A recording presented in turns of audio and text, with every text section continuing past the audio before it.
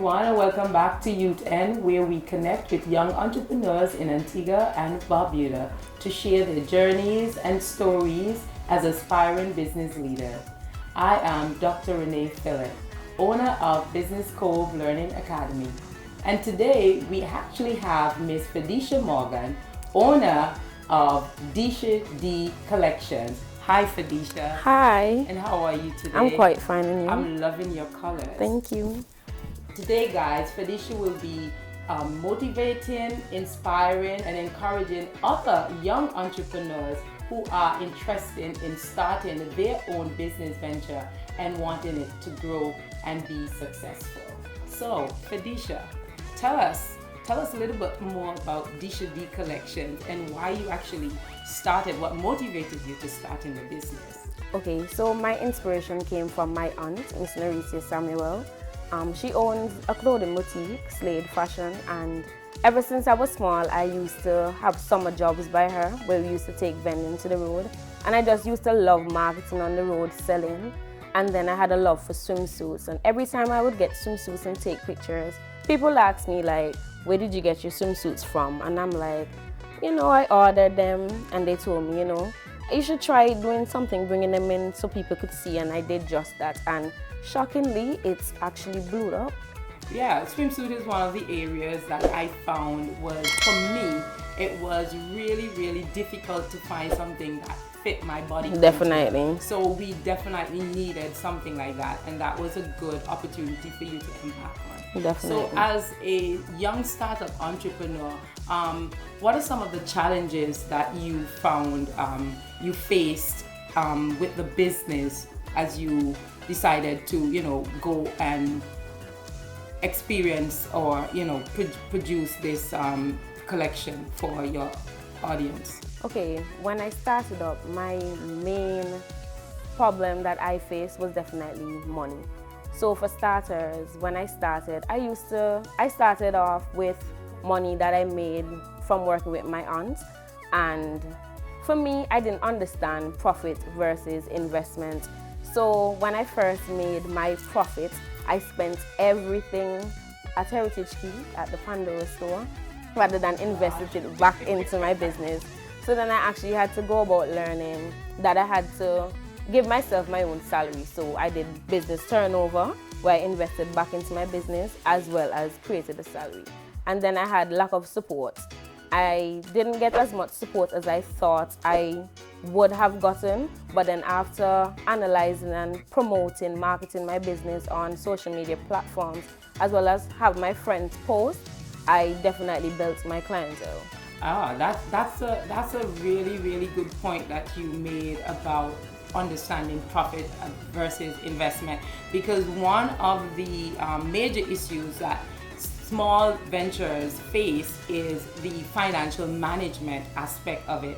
And I know lots of time when you start making that turnover and you're seeing, all this money is coming in. Definitely. It's like, oh my gosh, I'm getting all this money. And then anything about business kind of fly out the door because now you're making the money and you want to really put it back on you. So I could understand. And that area where you spoke about the lack of support, I can honestly say I share that, because when I started my business, I had no one to turn to. So I think that those are areas that as young entrepreneurs, we need to pay attention to in our society, because the support is really, really encouraging. And maybe that's why a lot of persons shy away from even entering the entrepreneurial field. Definitely. All right. So tell us, what's the future goal of your business? What's the future for Disha D Collections? Well, for me, I actually just want to get my clientele bigger, broaden my target market, as well as for me, I want to take my business regional. So I want to start shipping out my products to Caribbean countries, because America is a bit broad. So for me, for right now, it's the Caribbean region.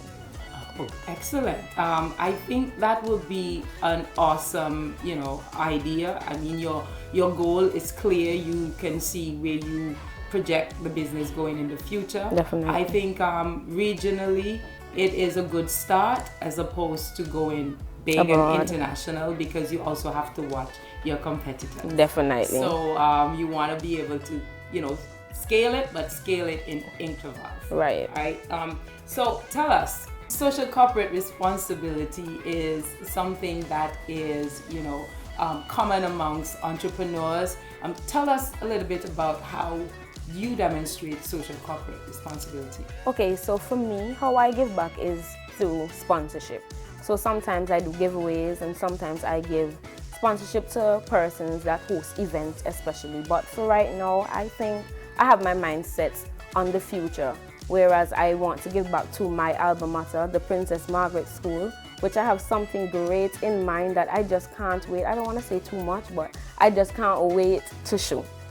Excellent. I think giving back to the school in which, molded you is an excellent idea, a wonderful idea to start so that even the students there could understand the importance of what it is to be a business person and not just hugging all of the profit for ourselves. Definitely. We have to definitely invest in the generation that is coming up after us. So that's a wonderful way of demonstrating social corporate responsibility in the future. Yes. So we also want to look at marketing, which is a next area and sore for many young entrepreneurs.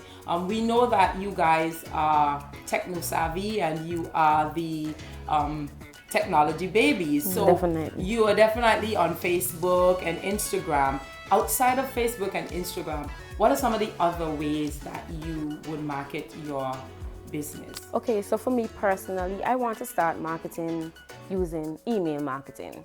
So for example, I want to gather my customers' emails or even persons that haven't supported me as yet and send them my flyer, my sales, everything via email, because right now everybody is using email to market. And also host little pop-up shops. I'd like to bring out my store with my banner with probably just samples sometimes and information about my business to the streets. That's great. So I think persons need to hook you up. How would you encourage young entrepreneurs like yourself who want to venture into entrepreneurship and do a business startup? What would you tell them? I'd definitely tell them to go for it, take the risk. But for one, I'd definitely tell them to lay out a plan. Go for something that would be prosperous in the next 5+ years, not just something that you feel like is going to work right now. Think long term.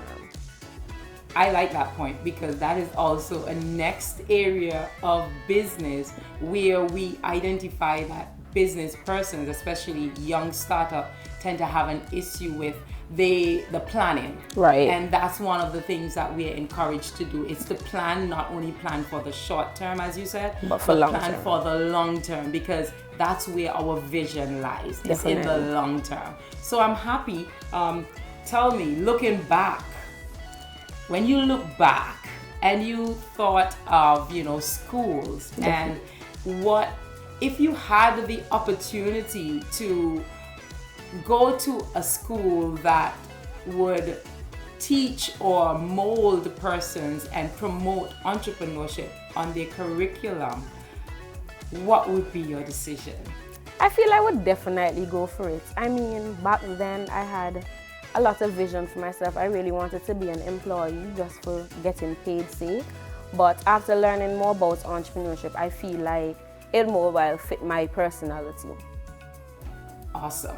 And I've always been encouraging persons, it doesn't matter what you do and whatever field you get into, business is definitely an area that you would want to explore and be knowledgeable about, So I'm happy that you didn't settle just to be an employee for getting paid sake, but now today we have Fedisha. So once again, Fedisha, we want to say thank you for having this sit down with us. And guys, thank you for watching YutEn, where we connect with young entrepreneurs in Antigua and Barbuda.